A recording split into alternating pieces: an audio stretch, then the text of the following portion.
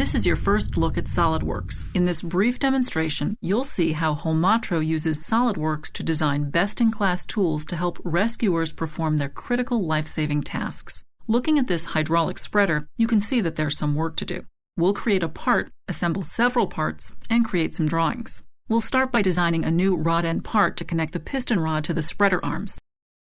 The basic building block of a 3D solid model is a sketch, and sketching in SOLIDWORKS is extremely easy and intuitive. Using a mouse gesture, I get access to my most commonly used commands. Draw a slot, add some dimensions to establish its size, and then drag the center of the slot onto the origin to locate it. Next, a rectangle is drawn using one of the many sketch tools, and then we will add a couple of circles to hold the link pins. The two circles should be the same size, so a quick window selection reveals a pop-up toolbar, and an equal constraint is added to lock their size together. Notice that as I work, all of the commands and tools are right at my cursor.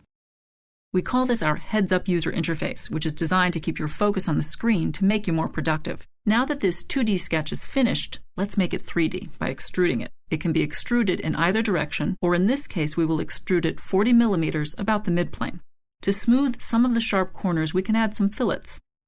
Their size can be graphically manipulated on screen, or we can key in a dimension to add some precision. Let's add a pocket to the center of the part to accept some links. This time we will use a center point rectangle to capture symmetry while we sketch, and a dimension to control its size. Using instant 3D technology, we can add material by dragging the sketch away from the part, or remove material by dragging into the part. The sharp corners at the bottom of the pocket can be rounded by adding another fillet. 2 millimeters would be good. Finally, we can ease the outside corners with a chamfer. Using the on-screen feature callouts, we can easily control its size while we create it. Now that you have the hang of it, we will jump ahead a couple features and add a tapped hole at the bottom using the hole wizard. Gone are the days of looking up hole data, because all of the hole types, standards, and hole sizes are available.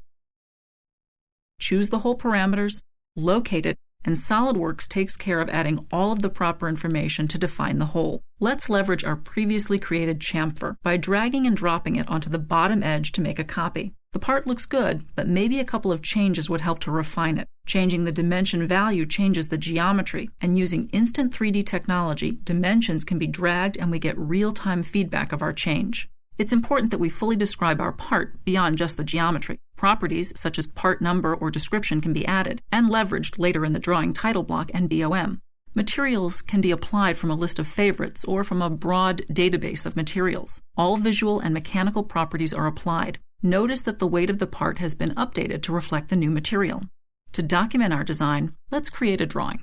SOLIDWORKS displays the default views of the part in the View palette. We simply drag a view onto the sheet, then we can create any desired project views, including an isometric.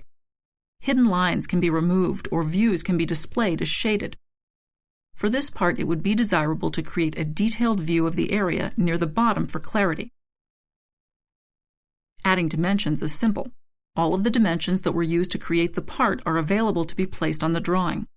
Since symmetry was used during design, we can add a couple dimensions to locate the round boss at the bottom. The Rapid Dimension Manipulator appears to properly place and space the dimensions at even intervals. Selecting a dimension, we are presented with a dimension palette where we can add more definition to the dimension, such as tolerancing or formatting. These 20 millimeter holes will not accept the 22 millimeter pins that we will be using. No problem. Making this change right here on the drawing will update all of the views and change the part as well. Let's move on to do some assembly work, and with SOLIDWORKS, it couldn't be any easier. For our rod end, simply drag the round boss and drop it onto the cylinder rod.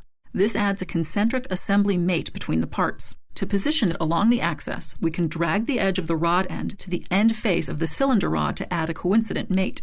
Next, we will add a link to stop it from rotating. To find this part, we will enter link in the search assistant. SOLIDWORKS not only returns components with link in their file name, but also digs down into the part properties to find the term. As before, we can drag this link from the search pane and drop it on a circular edge of the arm to locate it. Then using the same drag to mate technique, we can hook it to our rod end. From the same search pane, we can assemble the pin. This pin was modeled for multiple uses and contains many sizes or configurations. We simply choose the diameter and length that is desired, and SOLIDWORKS builds the part to specification. Most assemblies contain many hardware items like screws, nuts, washers, and the like. SOLIDWORKS provides a toolbox of such items containing thousands of parts with millions of configurations of those parts for your use. Notice that as we assemble the snap ring, it automatically sizes itself to the shaft to which it is placed.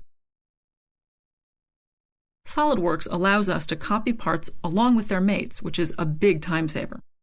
Simply identify the hole and mating face for each hole where the pin is to be placed. As you can see, these pins are too long for the rod end. Remember, the pin was modeled in multiple sizes, so we can easily change the length of just these two without having to reassemble.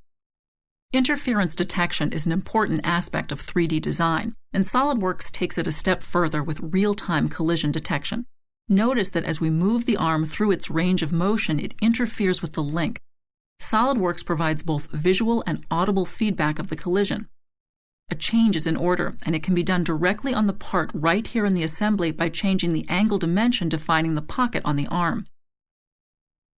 Now, as we recheck for collision, we can see that we have full range of motion with no interferences. Half of the spreader is complete, and we can save assembly time by mirroring the parts about the central plane to the opposite side. SOLIDWORKS allows us to verify and change position of each part, and even to create opposite-hand versions of individual parts. In just 2 minutes, there were 19 parts added to this assembly, and our assembly task is complete. Let's turn on the parts that we have previously hidden and document this assembly. We'll wrap up the demonstration by creating an assembly drawing. As we did when creating the part drawing, we can drag the required views onto the sheet. To better describe this spreader, we will use an exploded view of the assembly.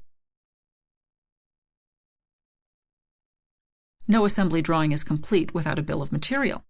SOLIDWORKS itemizes the parts, extracts information like description, and adds the appropriate quantities. No bill of material is complete without balloons, and they can be added automatically. To depict the motion of the spreader assembly on a 2D drawing, we can add an alternate position view to describe the assembly in both the open and closed positions. Add a couple of reference dimensions, and our assembly drawing is complete. We strive to deliver simple but effective tools to help you design better products faster. When you have an idea for a great product, SOLIDWORKS provides the tools to design it in less time and at lower cost. This has been your first look at SOLIDWORKS. To learn more, contact your local SOLIDWORKS reseller or explore our website for more information.